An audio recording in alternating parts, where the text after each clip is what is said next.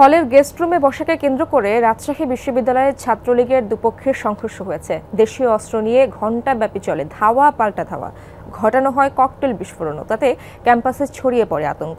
পরে পরিস্থিতি নিয়ন্ত্রণে আনে পুলিশ। 100% কপার কন্ডেন্সারে তৈরি ভিশন ফ্রিজ, তাই গুণে মানে অটুট থাকে বছরের পর বছর। শনিবার রাত 12টা এভাবেই সংঘর্ষে জড়ায় রাজশাহী বিশ্ববিদ্যালয় ছাত্রলীগের দুই পক্ষ। দফায় দফায় চলে ককটেল বিস্ফোরণ। ঘটনার সূত্রপাত সোহরাওয়ার্দী হলের গেস্ট রুমে বসাকে কেন্দ্র করে।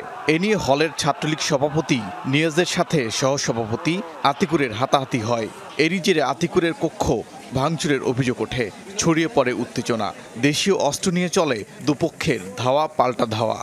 একটা সংগঠনের দুইটা গ্রুপে যে পরিবেশ সেটা বর্তমানে শান্ত আছে। আমরা চেষ্টা করছি যেন আর কোনো বড় ধরনের কোনো অনাকাঙ্ক্ষিত ঘটনা না ঘটে, সেই কারণে আমরা অবস্থান করছি।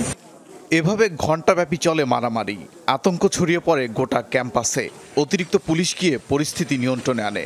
সংঘাতে জড়ানো দুপক্ষের সাথে কথা বলেছে বিশ্ববিদ্যালয় কর্তৃপক্ষ। দুই পক্ষের কথা শুনছি বা আমরা দুই সাইডের কথা শুনি আমরা একটু করছি যে আমাদের কিছু পুলিশ মানে আসছে, ওনারাও আসছেন। এখন দেখি আমরা আমাদের স্যার আছেন, এখনো আমরা ফাইনাল কোনো সিদ্ধান্ত নিই। কংক্রিট ডকুমেন্টারি কোনো তথ্য আসে না। আমরা বিভিন্ন সময় বিভিন্ন রকম তথ্য পাচ্ছি। আপনারা একটু ধৈর্য ধরেন, আমরাই বলবো, আপনাদেরকে ডেকে সবকিছু বলবো।